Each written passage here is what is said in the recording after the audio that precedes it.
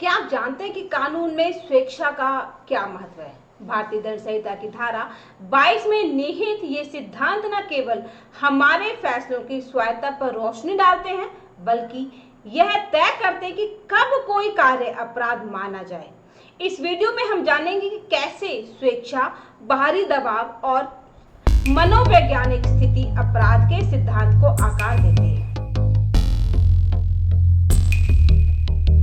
Hello everyone, welcome to ज्ञान अभियान।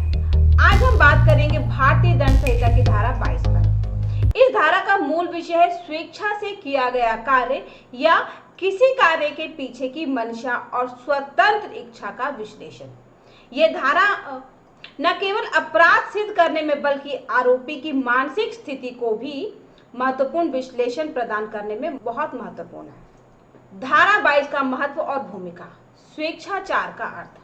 भारतीय दंड संहिता में स्वेच्छा का मतलब है कोई भी कार्य जो व्यक्ति अपनी पूर्ण स्वतंत्र इच्छा और जागरूकता के साथ करता है। यह उस स्थिति को दर्शाता है जब किसी व्यक्ति ने बिना किसी बाहरी दबाव, जबरन या अनियंत्रित शारीरिक या मानसिक स्थिति के कार्य किया हो। उदाहरण, यदि कोई व्यक्ति पूरी तरह से सजग अवस्था में कोई हथियार संभालता है और उसे जानबूझकर उपयोग करता है, तो वह स्वेच्छा से किया गया माना जाएगा। अस्वेच्छा के उदाहरण, नींद के दौरान की क्रियाएं, मस्तिष्क के अस्थिर क्षणों में होने वाले कार्य या जब व्यक्ति पर जबरदस्ती प्रभाव होता है। आपराधिक दायित्व में स्वेच्छाचार का स्थान। किसी भी अपराध में यह सिद्ध करना आवश्यक होता है कि आरोपी का कार्य स्वेच्छा से किया गया था। यदि यह साबित हो जाए कि कार्य अस्वैच्छिक था, जैसे कि दुर्घटनावश हुआ कार्य या किसी बाहरी दबाव के कारण किया गया कार्य, तो उस पर अपराध का आरोप नहीं लगाया जा सकता। महत्व, यह सिद्धांत न केवल न्याय सुनिश्चित करता है बल्कि यह भी दर्शाता है कि कानून केवल उन्हीं कार्यों को दंडनीय ठहराता है जहां व्यक्ति का मनोवैज्ञानिक और शारीरिक नियंत्रण सुनिश्चित हो। धारा 22 के अंतर्गत स्वेच्छा की व्याख्या। स्वेच्छा की कानूनी परिभाषा। धारा 22 में स्वेच्छा शब्द का प्रयोग करते समय यह स्पष्ट किया गया है कि स्वतंत्र निर्णय करते समय व्यक्ति का निर्णय पूरी तरह से स्वयं के नियंत्रण में होना चाहिए। जागरूकता, व्यक्ति को अपने कार्य के परिणामों का पूर्ण ज्ञान होना चाहिए।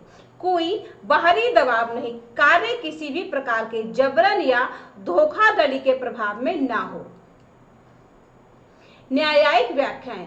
भारतीय न्यायालयों ने कई मौकों पर यह स्पष्ट किया है कि कार्य तभी स्वेच्छा से किया जाता है जब व्यक्ति के अंदर आत्म जागरूकता और आत्मनिर्णय की क्षमता मौजूद हो। अगर व्यक्ति किसी अस्थायी मानसिक विकार, गंभीर मानसिक तनाव या अन्य परिस्थितियों के कारण अपनी क्रिया पर नियंत्रण खो देता है, तो उसे अस्वैच्छिक माना जा सकता है। न्यायालय द्वारा किए गए निर्णयों में भी यह माना गया है कि स्वेच्छाचार के सिद्धांत को सख्ती से लागू किया जाना चाहिए ताकि कोई भी व्यक्ति अनजाने में अपराधी न ठहराया जाए। स्वेच्छाचार और अपराध सिद्धांत का तालमेल। अपराध सिद्धांत में मंसरीसा का महत्व। अपराध सिद्धांत में मंसरीसा का मतलब है कि अपराध करते समय की मानसिक स्थिति। स्वेच्छाचार की अवधारणा इस बात को सुनिश्चित करती है कि सजग और जानबूझकर, यदि अपराध करने वाले के मन में स्पष्ट रूप से जानबूझकर और स्वयं की मंशा थी, तो उसे अपराधी माना जाता है। गलतफहमी से कार्य नहीं हुआ। अगर किसी गलतफहमी या असावधानी के कारण अपराध हुआ है, तो उसे अपराधी ठहराना न्याय संगत नहीं होगा। स्वेच्छाचार का कानूनी और सामाजिक प्रभाव। कानूनी प्रभाव, यह सिद्धांत यह सुनिश्चित करता है कि केवल उन्हीं कार्यों को दंडनीय ठहराया जाए जहां व्यक्ति के पास कार्य करने की पूरी आजादी हो। इससे न्यायपालिका को यह ठहराने में मदद मिलती है कि यदि किसी व्यक्ति पर जबरदस्ती या मानसिक दबाव के कारण अपराध करने का आरोप है, तो उसे अपराधी ठहराना उचित नहीं होगा। सामाजिक प्रभाव। समाज में यह संदेश जाता है कि कानून मानव व्यवहार और उसकी मानसिक स्थिति को ध्यान में रखता है। इससे लोगों में न्याय और संवेदना की भावना बनी रहती है। कुछ व्यवहारिक उदाहरण एवं केस स्टडीज। दैनिक जीवन से उदाहरण। आकस्मिक चोट। अगर कोई व्यक्ति अचानक चौंककर गाड़ी के सामने से निकल जाए और दुर्घटना हो जाए तो उसे अस्वैच्छिक घटना माना जाएगा। कुछ व्यवहारिक उदाहरण एवं केस स्टडीज। दैनिक जीवन से उदाहरण। आकस्मिक चोट। अगर कोई व्यक्ति अचानक टकराकर गाड़ी के सामने से निकल जाए और दुर्घटना हो जाए तो उसे अस्वैच्छिक घटना माना जाएगा। आकस्मिक शब्द। बातचीत के दौरान बिना सोचे समझे कोई शब्द निकल जाना भी स्वेच्छा की कमी को दर्शाता है, क्योंकि वह विचारपूर्वक नहीं कहा गया।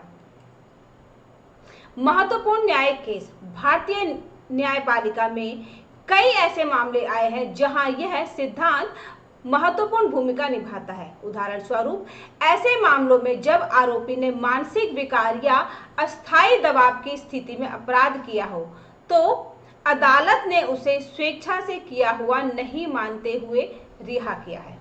न्यायिक टिप्पणियां। इन मामलों में न्यायाधीशों ने बार बार इस बात पर जोर दिया है कि यदि कार्य में व्यक्ति की स्वेच्छा या नियंत्रण ना हो तो उसे अपराधी ठहराना न्याय के विरुद्ध होगा। अब हम कुछ बहुविकल्पी प्रश्न करेंगे और जानेंगे कि हमने कितना सीखा। भारतीय दंड संहिता की धारा 22 में स्वेच्छा का मुख्य अर्थ क्या है? इसका सही जवाब है ऑप्शन सी, पूर्ण स्वतंत्र इच्छा और जागरूकता से कार्य करना। यदि कोई व्यक्ति मानसिक दबाव या जबरदस्ती के कारण कोई कार्य करता है तो उसे धारा 22 के अनुसार किस श्रेणी में रखा जाएगा? इसका सही जवाब है ऑप्शन बी, अस्वेच्छाचार। धारा 22 में स्वतंत्र निर्णय का तात्पर्य क्या है? इसका सही जवाब है ऑप्शन बी, पूरी तरह से स्वयं के नियंत्रण में निर्णय लेना। न्यायिक व्याख्याओं के अनुसार किस स्थिति में किसी कार्य को स्वेच्छा से नहीं माना जाएगा? इसका सही जवाब है ऑप्शन बी, जब व्यक्ति पर बाहरी दबाव या मानसिक विकार का प्रभाव हो। मंसरीसा का क्या महत्व है? इसका सही जवाब है ऑप्शन बी, यह अपराध करते समय की मानसिक स्थिति को दर्शाता है। न्यायपालिका के अनुसार स्वेच्छाचार सिद्धांत किसे सुनिश्चित करता है? इसका सही जवाब है ऑप्शन बी, व्यक्ति के अधिकारों की सुरक्षा। धारा 22 के अंतर्गत जागरूकता का क्या अर्थ है?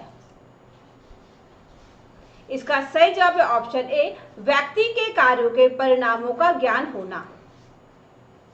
किस प्रकार के कार्य को धारा 22 के तहत अस्वैच्छिक माना जाता है?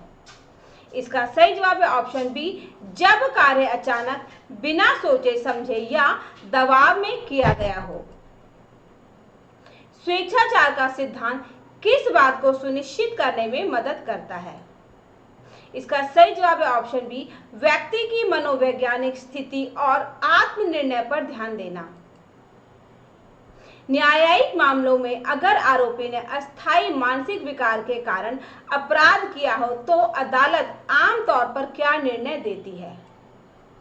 इसका सही जवाब है ऑप्शन बी, आरोपी की क्रिया को अस्वैच्छिक माना जाता है। आज हमने सीखा कि भारतीय दंड संहिता की धारा 22 में स्वेच्छा का क्या महत्व है। कार्य केवल तभी अपराध माना जाता है जब वह पूरी तरह से स्वेच्छा से किया गया हो। न्यायपालिका इस सिद्धांत का उपयोग यह तय करने में करते कि आरोपी का मनोभाव क्या था। स्वेच्छाचार न केवल कानूनी सिद्धांतों में बल्कि सामाजिक नैतिकता में भी एक महत्वपूर्ण आधार है। इस प्रकार धारा 22 हमें यह संदेश देती है कि कानून न केवल बाहरी कार्यों को देखता है बल्कि उस कार्य के पीछे की मानसिक स्थिति, जानबूझकर कर्ता और स्वतंत्र इच्छा को भी महत्व देता है। यह सिद्धांत न केवल न्याय की नींव को मजबूत बनाता है बल्कि यह सुनिश्चित करता है कि व्यक्ति के अधिकारों की भी सुरक्षा हो। तो यह वीडियो अगर आपको अच्छी लगी तो इसे लाइक करें, शेयर करें और चैनल को सब्सक्राइब करना ना भूलें। बेल आइकन दबाएं ताकि मेरी अगली वीडियो की जानकारी आपको मिल सके। ये हमारा QR कोड है, इसको स्कैन करके आप अपने ज्ञान अभियान चैनल को सपोर्ट कर सकते हैं। तो मिलते हैं एक नई वीडियो में नई जानकारी के साथ, तब तक के लिए गुड बाय।